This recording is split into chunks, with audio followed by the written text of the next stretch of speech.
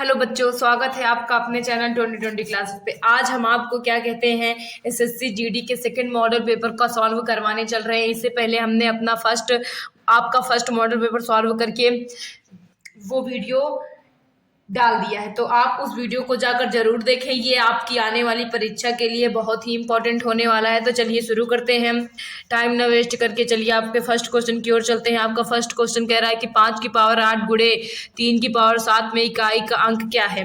तो देखिए, इकाई का अंक निकालने का तरीका होता है जब पावर में आ जाए। 5 की पावर 8 गुणे 3 की पावर 7, तो इसमें हम क्या कहते हैं, 8 4 को पावर को 4 से भाग देते हैं। तो पावर को जब 4 से भाग दिए तो कितना आ गया, इसमें शेष कितना आ गया, 0। जब 7 को 4 में भाग देंगे तो देखते हैं कितना आता है, 4 एक 4, पावर कितनी आ गई, 4। तो देखिए 5 की पावर 0 गुणे 3 की पावर 4। तो जब 5 की पावर 0 होता है तो उसका मान क्या हो जाता है, 1 क्या हो जाता है। और जब 3 की पावर 4 बार करेंगे तो कितना आ जाएगा, 81। तो 81 गुणे 5, 1 गुणे 5 इज इक्वल कितना आ गया, इकाई का अंक आपका 5 कितना आ गया, 5। तो आपका कौन सा ऑप्शन सही हो जाएगा, थर्ड ऑप्शन सही हो जाएगा। आइए नेक्स्ट क्वेश्चन में चलते हैं। आपका नेक्स्ट क्वेश्चन कह रहा है 199 गुणे 201। इसका तरीका मैंने आपको बहुत ही शॉर्ट में करके बताया था। तो देखिए, इसको हम लिख सकते हैं 200 माइनस 1 और इसको लिख सकते हैं 200 प्लस 1। तो पहले ब्रैकेट में a प्लस बी, दूसरे में a माइनस बी। तो a का स्क्वायर माइनस बी का स्क्वायर, 200 का वर्ग करेंगे तो आपका आएगा 40,000। कितना आएगा, 40,000 माइनस 1, इसको घटाएंगे तो आपका आ जाएगा 39,999। तो आपका आंसर इतना आ जाएगा, चाहे आप मल्टीप्लाई करके देख लीजिएगा। तो चलिए नेक्स्ट क्वेश्चन में चलते हैं। आपका नेक्स्ट क्वेश्चन कह रहा है 213 गुणे 510 के गुणनखंड के अंत में कितने शून्य हैं। तो देखिए 213 गुणे 510 के गुणनखंड में हमसे शून्य की संख्या पूछ रहा है। तो इसमें शून्य की संख्या कितनी हो जाएगी, आपकी 10 हो जाएगी। तो इसको आप सॉल्व कर सकते हैं, इसीलिए मैं इसको सॉल्व नहीं कर रही। तो आपका आंसर क्या हो जाएगा, 10 हो जाएगा। आइए नेक्स्ट क्वेश्चन में चलते हैं। आपका नेक्स्ट क्वेश्चन कह रहा है कि दो क्रमागत विषम संख्याओं के वर्गों का अंतर 104 है, उनका योग कितना होगा। हमसे कह रहा है कि दो क्रमागत विषम संख्याओं के वर्गों का अंतर 104 है, तो उनका योग कितना होगा, उनका योग कितना होगा। तो माना क्रमागत विषम संख्याएं, माना क्रमागत विषम संख्याएं इज इक्वल x, x+2, इनके वर्गों का अंतर। तो x+2 का वर्ग माइनस एक्स स्क्वायर का वर्ग कितना है, 104। कितना है, 104। चलिए इसे सॉल्व करते हैं। एक्स स्क्वायर, यहाँ पे हम a प्लस बी के होल स्क्वायर को क्या लगा देंगे, फॉर्मूला लगा देंगे। तो एक्स स्क्वायर प्लस 2 का वर्ग क्या होगा, 4 + 2x minus x square is equal 104। तो एक्स स्क्वायर से एक्स स्क्वायर कट गया, 2x इज इक्वल 104 माइनस 4। तो 2x इज इक्वल कितना आ गया आपका 2, वो 100 कितना आ गया 100। तो x इज इक्वल आपका आ जाएगा 100/2, काटेंगे तो कितना आ गया 50। हमसे इनका योग पूछा है, तो योग is equal x plus x+2, 50 + 50 + 2, इनको ऐड करेंगे तो आपको कितना आ जाएगा, 1 मिनट, यहाँ पे आपका 4x हो जाएगा। यहाँ पे 2a भी होता है, और तो मैंने गलती से थोड़ा कर दिया, क्या हो जाएगा 4x। तो जब डिवाइड करेंगे तो आपका कितना आ जाएगा 25, कितना आ जाएगा 25। तो यहाँ भी 25, यहाँ भी 25, ऐड करेंगे तो आपको कितना आ जाएगा बच्चों, 52 आ जाएगा। यहाँ पे 4 कैसे आएगा, क्योंकि फार्मूला होता है a² + b² + 2ab। तो मैंने यहाँ पे एक ही 2 मतलब कि 2 नहीं लिखा था, 2 का मल्टीप्लाई नहीं किया था, इसलिए 2 लिख दिए थे, सॉरी इसके लिए। चलिए अगले क्वेश्चन में चलते हैं। आपका अगला क्वेश्चन कह रहा है एक विक्रेता विशेष मद के अपने स्टॉक का 40% बेचता है और क्रय मूल्य वसूल लेता है। अगर वह बचे हुए स्टॉक को उसी मूल्य पर बेचना जारी रखता है तो पूरा स्टॉक बेचने के बाद उसका प्रतिशत लाभ क्या होगा। देखिए हमसे कह रहा है कि 40% स्टॉक पर 60% लाभ कमाता है। 40% स्टॉक बेचकर वो 60% लाभ कमाता है। तो 100% कुल पर हम पूछ लेते हैं, बटे 100 गुणे 100, इन दोनों का गुणा और 40 का भाग। तो 0 0 कट गया, 2 3 6, 2 दूनी 4, इससे काटेंगे दो पंजे 10, कितना आ गया आपका 150% का लाभ होगा। उसे कितने % का लाभ होगा 150। यहाँ पे हमने एक एक नियम का यूज किया है। तो चलिए आपके नेक्स्ट क्वेश्चन में चलते हैं। आपका नेक्स्ट क्वेश्चन कह रहा है कि राम तथा श्याम क्रमशः 3 किलोमीटर प्रति घंटा और 5 किलोमीटर प्रति घंटा की औसत गति से चलते हैं। अगर राम पूरब की दिशा में और श्याम उत्तर की दिशा में एक ही बिंदु से एक ही समय में चलना आरंभ करते हैं तो 2 घंटे बाद उनके बीच की न्यूनतम दूरी क्या होगी। तो हम मान लेते हैं ये वो बिंदु है और राम किधर जा रहा है, राम पूरब की ओर, तो पूरब आपका ये हो जाएगा और श्याम किधर जा रहा है, उत्तर की ओर। पूरब आपका ये होगा, क्या होगा, सॉरी ये हो जाएगा, क्या हो जाएगा ये, और श्याम किधर जा रहा है, उत्तर की ओर। इज इक्वल कितना जा रहा है, राम की औसत गति कितनी है 3 किलोमीटर प्रति घंटा और श्याम की 5 किलोमीटर प्रति, तो यही इनके बीच की क्या होगी, न्यूनतम दूरी होगी। यहाँ से यहाँ तक क्या होगी, न्यूनतम दूरी, तो यही फाइंड करना है। तो ये पाइथागोरस प्रमेय लग जाएगा। यहाँ पे कोण कितना है 90 डिग्री।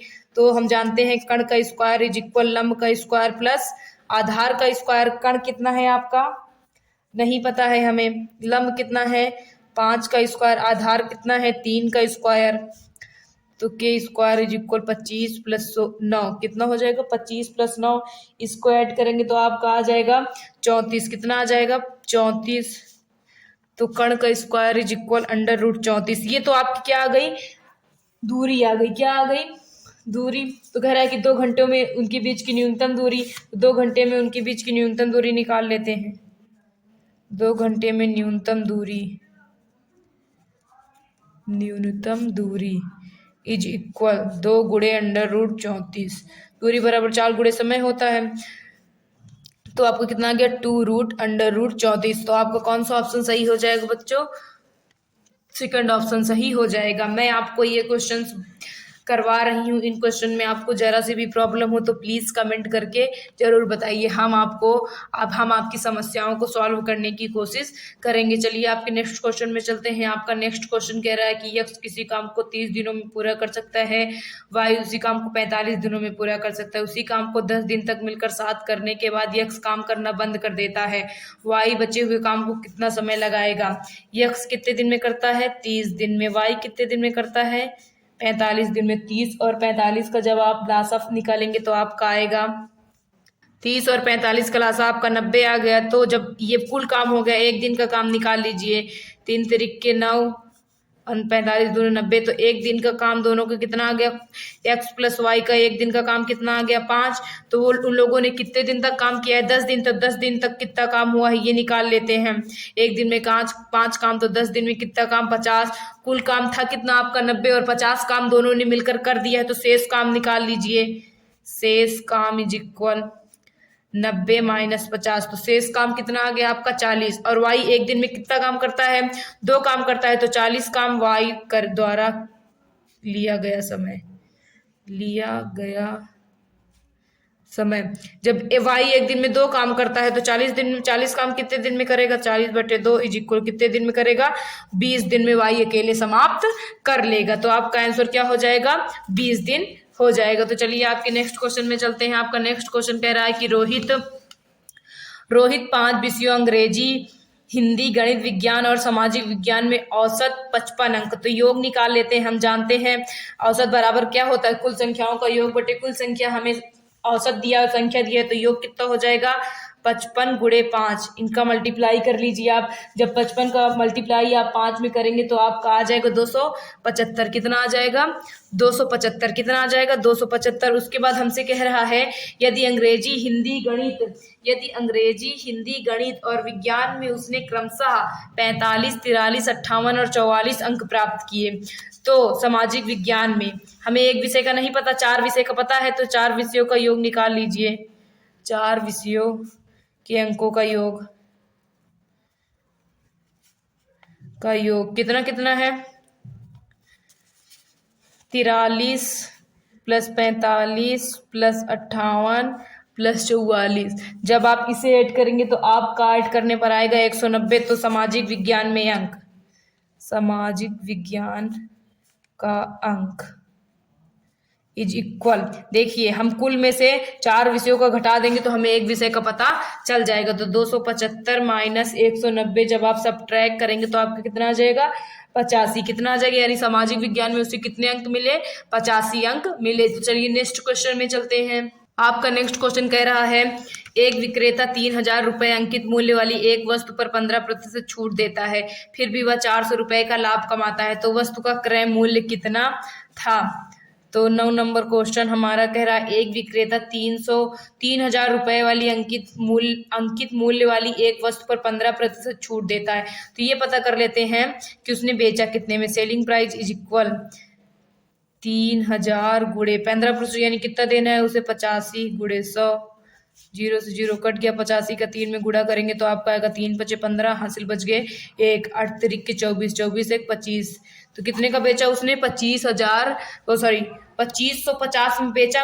और देखिए हम जानते हैं प्रॉफिट इज इक्वल क्या होता है, selling price minus cost price. Profit कितने का हो रहा है उसे 400 का, सेलिंग प्राइस कितना है 50 माइनस क्रय मूल्य, तो 400 माइनस 50 इज इक्वल माइनस क्रय मूल्य। तो जब 400 में आप 50 घटाएंगे तो आपका आएगा 2150, कितना आ जाएगा 2150, लेकिन माइनस में आएगा तो माइनस से माइनस क्या होगा कट जाएगा। तो क्रय मूल्य आपका कितना आ गया, यानी उसने कितने में खरीदा था 2150 रुपए में खरीदा था। तो चलिए आपके नेक्स्ट क्वेश्चन में चलते हैं। आई होप आपको ये समझ में आया होगा। देखिए आपका 10 नंबर क्वेश्चन कह रहा है एक वस्तु का अंकित मूल्य 700 रुपए है, दुकानदार 20% की छूट देता है, फिर भी वह 40% का लाभ कमाता है, वस्तु का क्रय मूल्य। तो देखिए माना क्रय मूल्य यक्स, क्या मान लेते हैं हम, माना क्रय मूल्य इज इक्वल यक्स। अब आगे चलते हैं, कह रहा है कि अंकित मूल्य पर 700, तो विक्रय मूल्य देखिए हमें 700 की थी लेकिन छूट कितने की दे रहा है 20, यानी अब हमें देना कितना है 80। तो विक्रय मूल्य आपका आ जाएगा 856 560, यानी कितने में क्या कहते हैं उसने बेचा 560 रुपए में, फिर भी उसे कितने रुपए का लाभ हो रहा है 40% का लाभ हो रहा है ना। तो हमसे क्या पूछ रहा है क्रय मूल्य, उसे 40% का लाभ हो रहा है, तो हम आइए निकाल लेते हैं कि क्रय मूल्य निकाल लेते हैं। क्रय मूल्य इज इक्वल विक्रय मूल्य गुणे 100/100 plus minus profit and loss upon 100। क्रय मूल्य x है, विक्रय मूल्य 560 है, गुणते कितने परसेंट का लाभ हो रहा है उसे 40, यानी 100 में 40 ऐड करेंगे तो कितना हो जाएगा आपका 140। तो 0 से 0 कट के 14 चौके 56। तो क्रय मूल्य आपका कितना आ गया बच्चों 400, कितना आ गया 400। तो उसने कितने का खरीदा था 400 रुपए का खरीदा था और बेचा कितने का था 560 रुपए का। तो चलिए नेक्स्ट क्वेश्चन में चलते हैं। आपका नेक्स्ट क्वेश्चन कह रहा है कि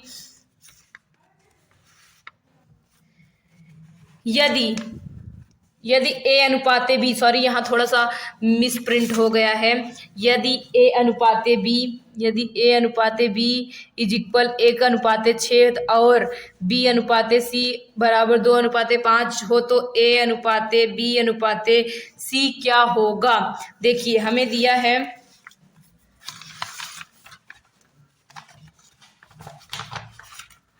है ए अनुपाते बी कितना दिया है 1:6, बी अनुपाते सी कितना दिया है 2:5। तो हमसे कह रहा है कि ए अनुपाते बी अनुपाते सी इसका मान बताना है हमें। तो चलिए फाइंड कर लेते हैं। A/B इज इक्वल आपका है, सॉरी ऐसे नहीं सॉल्व करते हैं, सॉल्व करते हैं ए अनुपाते बी बी अनुपाते सी। ए अनुपाते बी कितना दिया 1:6, बी अनुपाते सी कितना दिया 2:5। तो देखिए जो यहाँ पे खाली स्थान भरता है वहां पे हम हमेशा बगल वाली संख्या लिख लेते हैं, इसके बगल 6 और इसके बगल 2 है, फिर इनका मल्टीप्लाई कर लीजिए। क्या कर लीजिए मल्टीप्लाई, 2 × 2 6 दूनी 12, 6 पंजे 30, 2 से काट लीजिए, 2 × 2 2 छंग 12, 2 × 2 2 5 15। तो ए अनुपाते बी अनुपाते सी आपका कितना आ गया बच्चों, ए अनुपाते बी अनुपाते सी कितना आ गया 1:6:15। ये आपका आंसर हो जाएगा। तो देखिए कौन सा ऑप्शन सही है आपका 1:6:15। तो फर्स्ट ऑप्शन आपका सही हो जाएगा। तो चलिए नेक्स्ट क्वेश्चन में चलते हैं। आपका नेक्स्ट क्वेश्चन कह रहा है कि दो संख्याओं का अनुपात 7:11 है, यदि उनका अंतर 48 हो तो दोनों में से छोटी संख्या कौन सी है। तो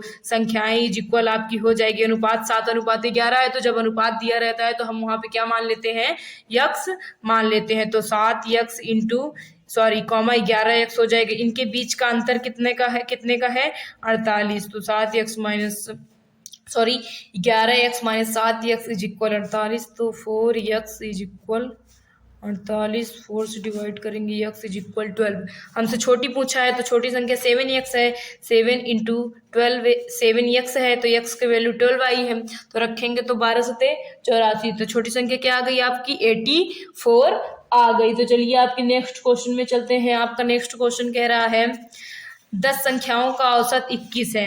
10 संख्याओं का औसत 21 है। यदि एक संख्या को हटा दे तो औसत 23 हो जाता है। हटाई गई संख्या क्या है? तो देखिए हमें बोल रहा है कि ये सॉरी मिस प्रिंट हो गया है जरा सा। हमसे कह रहा है कि 10 संख्याओं का औसत 21 है। यदि एक संख्या हटा दे तो औसत कितना, औसत 23 हो जाता है। तो हटाई गई संख्या, तो देखिए हम जानते हैं योग बराबर क्या होता है, औसत गुणे कुल संख्या। तो 10 संख्या है और औसत कितना है 21, कितना हो गया आपका 210। अगर एक संख्या हटा तो नया योग कितना हो जाएगा आपका, एक संख्या हटा दी यानी कितनी संख्या बची 9, तो औसत कितना हो जा रहा है 23, तो 9 का 23 में मल्टीप्लाई करेंगे तो आपका आ जाएगा 207। कितना आ जाएगा 207। तो हटाई गई संख्या इज इक्वल 207 माइनस 210 माइनस 207, तो कितनी आ गई हटाई गई संख्या कौन सी है आपकी 3 वो संख्या है जो कि हटाई गई थी। आपका फर्स्ट ऑप्शन सही हो जाएगा। तो चलिए नेक्स्ट क्वेश्चन में चलते हैं। आपका नेक्स्ट क्वेश्चन कह रहा है कि एक वस्तु को 1050 रुपए में बेचने पर एक दुकानदार को 50% का लाभ होता है। 20% लाभ कमाने के लिए विक्रय मूल्य क्या होना चाहिए? एक वस्तु को 10,050 में बेचने पर एक दुकानदार को 50, पहले हम क्रय मूल्य निकाल लेते हैं। माना क्रय मूल्य इज इक्वल यक्स, कितना यक्स, तो सेलिंग प्राइस इज इक्वल क्रय मूल्य गुणे 100 plus minus profit and loss of अपान 100। तो सेलिंग प्राइस कितना है आपका 10,050, क्रय मूल्य यक्स है, कितने परसेंटेज का लाभ हो रहा है 50, यानी 100 में 50 ऐड करेंगे कितना हो जाएगा 150 अपान 100, 0 से 0 कट गए, 15 सत्ते 105, कितना होता है 15 सत्ते 105। तो क्रय मूल्य आपका कितना आ गया बच्चों 700, कितना आ गया 700। तो हमसे क्या बोल रहा है कि क्या कहते हैं वस्तु पर 20% का लाभ कमाने के लिए उसे कितने रुपए में बेचना होगा। तो फिर सेलिंग प्राइस इक्वल हम जानते हैं क्रय मूल्य गुणे 100 plus minus profit and loss upon 100। Selling price हमें फाइंड करना है, क्रय मूल्य कितना है 700, कितने परसेंटेज का लाभ चाहिए उसे 20, तो 120 हो जाएगा अपान 100, कट गया 12 सते 84। तो क्रय मूल्य से कितना रखना चाहिए 840 रखना चाहिए, तो उसे कितने परसेंटेज का लाभ हो जाएगा 20% का लाभ हो जाएगा। तो चलिए आपके नेक्स्ट क्वेश्चन में चलते हैं। आपका नेक्स्ट क्वेश्चन कह रहा है यदि चावल को 72 रुपए प्रति केजी की दर से बेचा जाता है तो 10% की हानि होती है। 30% का लाभ प्राप्त करने के लिए चावल की कीमत कितनी होनी चाहिए? कह रहा है कि यदि चावल को 72 रुपए प्रति केजी की दर से बेचा जाता है तो क्या कहते हैं 10% की हानि होती है। चावल पर 30% का लाभ कमाने के लिए उसे कितने में बेचना चाहिए? तो हम क्रय मूल्य निकाल लेते हैं पहले।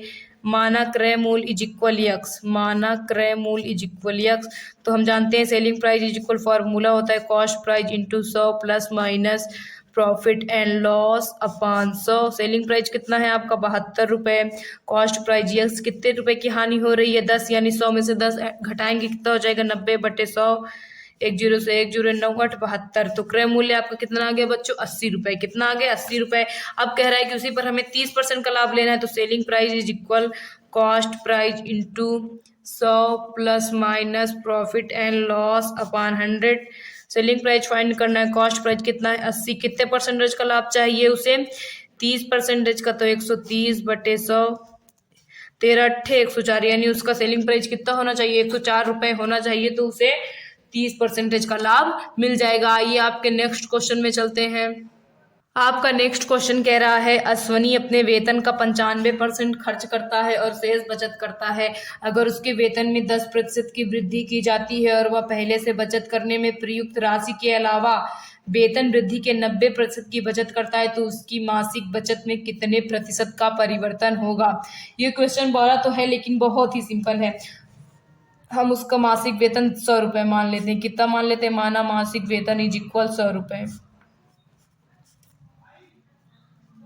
100 रुपये, सॉरी यक्स लिख रहे हैं, 100 रुपये मान लेते हैं। उसके बाद कह रहा है तो 95% खर्च कर देता है तो उसकी मासिक बचत क्या हो जाएगी? 100 माइनस 95, यानी कितने रुपए की बचत करता है वो? 5 रुपए की। कितने रुपए की बचत करता है? 5 रुपए की। वेतन में वृद्धि, वेतन में वृद्धि कितने परसेंटेज की वृद्धि हुई है उसके वेतन में? 10% की। तो 100 का 10% निकालेंगे, कितना हो जाएगा बच्चों? 10 रुपए। यानी उसके वेतन में कितने की वृद्धि हो गई? 10 रुपए की वृद्धि हुई। कितने रुपए की वृद्धि हुई है? 10 रुपए की वृद्धि हुई। अब उसकी कुल बचत कितनी होगी? कुल बचत इज इक्वल 5 प्लस जो हमें वेतन में वृद्धि उसी का 90% बचाता है, तो 10 का 90%। कट गया कितना आ गया? 5 प्लस 9, कितनी उसकी कुल बचत कितनी हो गई? 14 रुपए। कितनी हो गई? 14 रुपए। अब मासिक बचत में परिवर्तन निकाल लेते हैं। मासिक बचत में परिवर्तन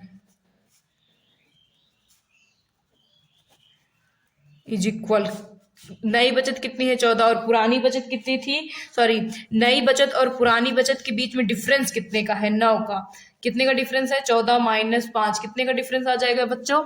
9 का। कितने का डिफरेंस आ जाएगा? 9 का। और पुरानी बचत 5। ये जो परिवर्तन, यही तो 9 का ही तो परिवर्तन हुआ है ना। तो 5 दूनी 10, 9 9 दूनी 18। कितने परसेंटेज के परिवर्तन हुआ है? 180% की परिवर्तन हुआ है। तो चलिए अगले क्वेश्चन में चलते हैं। आपका अगला क्वेश्चन कह रहा है, जब उत्पादक किसी खास वस्तु के थोक मूल्य पर 1200 रुपए की कमीशन देता है तो उसे 800 रुपए का लाभ होता है। अगर वह कमीशन में 200 रुपए कमी कर देता है तो उसका लाभ प्रतिशत कितना बढ़ जाएगा? तो देखिए क्या कहते हैं, कितने परसेंटेज, कितने रुपए की कमी कर रहा है? तो 1200 में से अगर हम 200 घटाएंगे तो कितना आ जाएगा? 1000 आ जाएगा। कितना आ जाएगा? 1000। तो बोल रहा है कि कितने प्रतिशत बढ़ जाएगा। तो देखिए प्रतिशत इज इक्वल कितने परसेंट की कमी कर रहा है? 200। और कितने में से कर रहा है? 200 रुपए का लाभ हो रहा है और कितने रुपए में से हो रहा है? 800 रुपए में गुणे 100। 0 से 0 कट गया, 2 चौके 8 की, यानी कितने परसेंटेज का उसे लाभ हुआ? 25% का। तो इसमें ये जो हमने 1000 निकाला है कि मतलब कि कितने रुपए की उसे, कितने रुपए का कमीशन दे, अगर वो 200 कमी कर देता तो कितने रुपए कमीशन देगा? 1000। लेकिन उसे लाभ अपर भी कितने का हो रहा है? 800 का हो रहा है। तो कितने में से हो रहा है? 200 में से। और टोटल लाभ था कितना? 800। तो हमने 200 का 800 गुणे 100, 100 से गुणा किस लिए? क्योंकि हमें परसेंटेज फाइंड करना था। तो चलिए आपके नेक्स्ट क्वेश्चन में चलते हैं। आपका नेक्स्ट क्वेश्चन कह रहा है, ए एक काम को 10 दिनों में पूरा कर सकता है और बी उसी काम को 15 दिनों में पूरा कर सकता है। तीनों मिलकर उस काम को कितने दिन में पूरा करेंगे? ए कितने दिन में कर रहा है? 10 दिन में। बी कितने दिन में कर रहा है? 15 दिन में। इन दोनों का एलसीएम निकालेंगे, आपका 30 आएगा। दोनों का एक एक दिन का काम निकाल लीजिए। 3 और 2 दोनों एक, ए प्लस बी मिलकर एक दिन में कुल मिलाकर 5 काम करते हैं। कितना काम करते हैं? 5। और टोटल काम कितना है? 30। तो 30/5 इज इक्वल 6। तो दोनों मिलकर कितने दिन में उस काम को समाप्त कर देंगे? 6 दिन में समाप्त कर देंगे। तो चलिए आपके नेक्स्ट क्वेश्चन में चलते हैं। आपका नेक्स्ट क्वेश्चन कह रहा है कि अगर 3827 रुपए को ए बी 3827 रुपए को ए बी सी के बीच 12:11:20 के अनुपात में विभाजित किया जाता है तो सी का हिस्सा कितना होगा?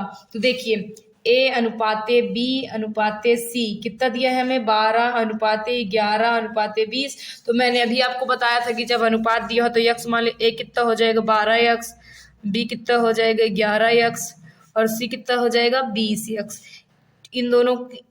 इन तीनों को टोटल कितने रुपए में डिवाइड करना है? इज इक्वल 3827 रुपए में डिवाइड करना है।